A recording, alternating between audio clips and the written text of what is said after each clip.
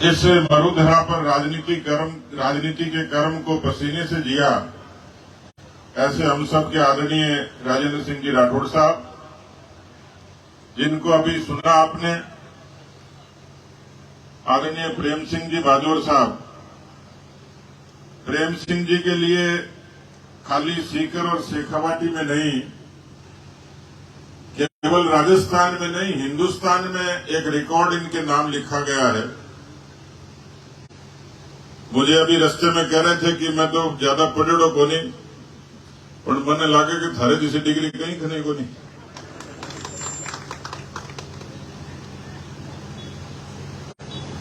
देश में किसी एक प्रदेश में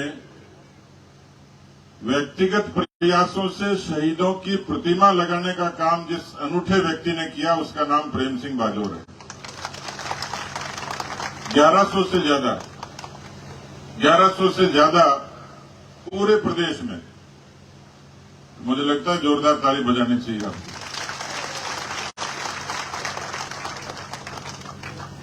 हमारे बीच में पार्टी के जिलाध्यक्ष भाई पवन जी, यहां पर उपस्थित चूरू के पूर्व जिला प्रमुख भाई हरलाल जी, भारतीय जनता पार्टी की प्रदेश मंत्री मधु कुमावत जी, लेकिन मैं मंचासीन सभी योग्य अतिथियों का सम्मान करने से पहले चरणों में वंदन करना चाहूंगा उस मातृशक्ति को जिनकी कोख से अजय कुमावत का जन्म हुआ, माता जी विद्या देवी, पिता पशु परमेश्वर जी, और मैं शहीद वीरांगना पूनम जी को इस पूरे जनसमूह की तरफ से हृदय से उनका आत्मिक अभिनंदन करता हूं, क्योंकि जो पीड़ा सही होगी उन्होंने सही है, लेकिन अजय कुमावत जी की प्रतिमा आज केवल जाखड़ गांव में नहीं, इस समूचे नवलगढ़ में, और नवलगढ़ में नहीं, इस पूरे शेखावाटी में, राजस्थान में प्रेरणा की प्रतिमा बनकर खड़ी हो गई। उपस्थित सभी सम्मानित बुजुर्गों, नौजवान भाइयों, माताओं, बहनों, यहां पर सेना के अधिकारी भी यहां मौजूद हैं। उन्होंने एक लंबा जीवन जिया है, इसलिए सेना के बारे में तो वो ज्यादा जानते हैं, हम तो खबरें सुनते और देखते हैं। लेकिन मुझे ये कहते हुए गौरव की अनुभूति है कि भारत दुनिया का सबसे बड़ा लोकतंत्र है, और देश के यशस्वी प्रधानमंत्री जी कहते हैं भारत विश्व का सबसे बड़ा लोकतंत्र तो है ही, लेकिन ये लोकतंत्र की जननी भी है। अब मुझसे कोई पूछे कि इस लोकतंत्र की ताकत क्या है, तो मैं निसंकोच कहूंगा कि भारत की सेना, जय हिंद की सेना, ये देश में दुनिया की सबसे बड़ी ताकत है। भारत की सेना जो देश के भीतर भी लड़ती है और देश के बाहर भी लड़ती है। मुझे सौभाग्य मिला उन कारगिल शहीदों की अंत्येष्टियों में जाने का। मुझे एक अद्भुत ताज्जुब होता था कि जब उनके शव आते थे, एक भी सैनिक ऐसा नहीं था जिसके पीठ पर गोली हो, हर सैनिक के छाती पर गोलियां होती थी। अनूठा युद्ध था कि दुश्मन चोटी पर था और हमारे सैनिक नीचे लड़ते थे। एक बड़ी शहादत इस शेखावाटी ने दी है, और इसलिए आज भारत की सेना देश के यशस्वी प्रधानमंत्री जी के नेतृत्व में भारत का गौरव बन गई है। इसलिए बन गई है कि आजादी के 75 बरस है, यहां पर तिरंगे लगे हैं शहीदों की श्रद्धांजलि के तौर पर, उनको सम्मान के तौर पर।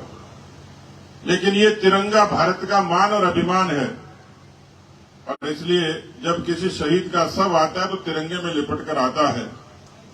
आप अंदाज लगा सकते हो कि इस तिरंगे में कितनी जान है, तिरंगे में कितनी ताकत है, और इसलिए उस तिरंगे को मान और सम्मान देने के लिए इसी हुकूमत ने उसी जगह जहां पर तिरंगा जलाया जाता था, सेना उन आतंकवादियों से लड़ती थी, और जाखड़ की चौपाल पर कोई चर्चा करता था कोई माई का लाल पैदा होगा, जो इन तिरंगा जलाने वालों का इलाज करेगा। कश्मीर के लाल चौक पर वो तिरंगा आज शान से फहराया जाता है। जो तिरंगे को जलाते थे उन्हीं की छाती में तिरंगा गाड़कर 370 को खत्म करके भारत के योग्य नेतृत्व ने सेना को और तिरंगे को सम्मान दिया। मित्रों, यहां सेना के अधिकारी अच्छे तरीके से जानते हैं। अक्सर हम सुनते थे कि सेना की पहचान थी 303 राइफल। आइस बूट नहीं होते थे, बुलेट प्रूफ जैकेट नहीं होती थी और जितने संसाधन थे उसी में सेना लड़ती थी। देश के यशस्वी प्रधानमंत्री जी को 9 बरस हुए हैं। यूं तो अनगिनत उपलब्धियां उनके नाम है। गांव के लोगों का जीवन बदलने से लेकर भगवान राम के मंदिर की प्राण प्रतिष्ठा तक, 370 के खात्मे तक बहुत सारी चीजें हैं। लेकिन उन्होंने जो सबसे बड़ा काम किया वो काम है भारत की सेना को ताकतवर बनाना।